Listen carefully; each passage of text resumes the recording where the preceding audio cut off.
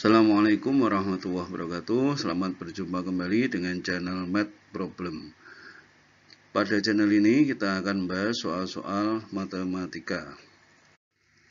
Pada video kali ini kita akan membahas soal tentang limit trigonometri untuk X mendekati tak hingga.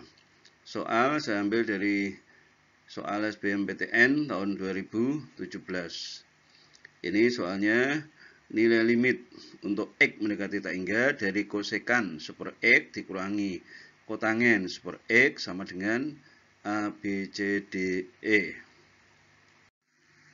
Mari kita bahas soal di atas. Kita tulis ulang soalnya tadi. Ini langkah pertama adalah dengan memisalkan ini super X, ini super X, karena X-nya itu di bagian menyebut, ini juga, maka kita misalkan super X itu dengan sebuah variabel atau huruf, misalnya Y. Y sama dengan super X, maka X sama dengan super Y. Jadi ini kalikan silang sini, ini kita kalikan silang ke kanan, berarti X menjadi pembilang, Y menjadi penyebut. Kemudian untuk X mendekati tak hingga, maka Y sama dengan 0. Dari mana? Ini X-nya kalau kita ganti dengan tak hingga, mendekati tak hingga itu kita asumsikan sama dengan tak hingga, berarti super tak hingga sama dengan 0. Berarti Y-nya mendekati 0.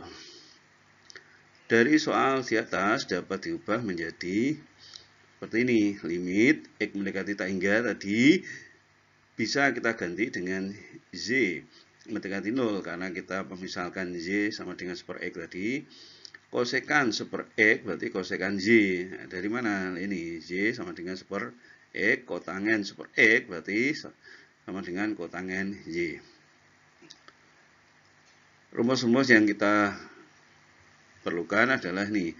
Kosekan X sama dengan super sin X dan kotangen X sama dengan kosinus X dibagi sin X. Sehingga bentuk ini dapat kita ubah. Kosekan Y berarti ya super sin Y berdasarkan rumus ini. Kotangen Y sama dengan cos Y dibagi sin Y berdasarkan rumus ini. Kemudian ini penyebutnya sudah sama, kita jadikan satu, yaitu sama-sama sin Y. Yang atas tinggal kita mengurangkan, 1 dikurangi cos Y. Rumus berikutnya yang kita perlukan adalah cos 2X itu sama dengan 1 min 2 sin kuadrat X. Kalau 2X berarti ini separuhnya adalah 1. Nah, sekarang kalau cos X 1X separuhnya 1 adalah setengah. Berarti cos X sama dengan 1 min 2 sin kuadrat setengah X. Sehingga bentuk ini dapat kita ubah 1 min.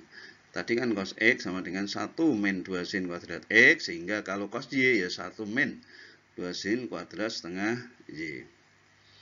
Kita buka kurung ini, yang kurung kecil, berarti 1 min 1. Min kali min 2, berarti plus 2 sin kuadrat setengah Y. Yang bawah sin Y tetap. 1 dikurangi 1, 0, berarti tinggal 2 sin kuadrat setengah Y dibagi sin Y.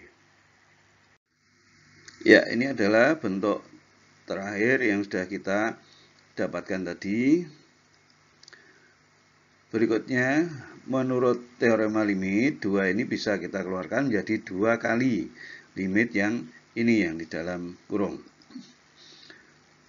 Sin kuadrat setengah Y kita jabarkan atau kita uraikan menjadi sin setengah Y kali sin setengah Y. Yang bawah tetap.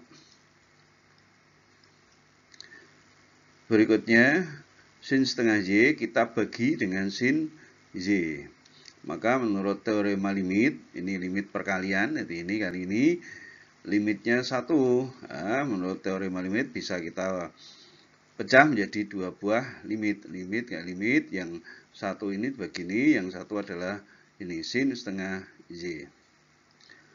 Rumus-rumus yang perlu kita ingat adalah bahwa limit sin AX dibagi sin BX untuk X mendekati 0 sama dengan A per B. Rumus ini kita gunakan untuk menentukan nilai ini. Nah, ini sin setengah Y dibagi sin 1Y. Nah, berarti sama dengan setengah dibagi 1. Ini 2 ini dari sini. Kemudian ini kita substitusi, Y-nya 0, kita substitusikan, berarti sin setengah kali 0.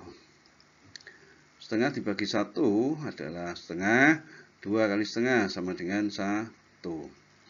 Sin setengah kali 0, berarti 0.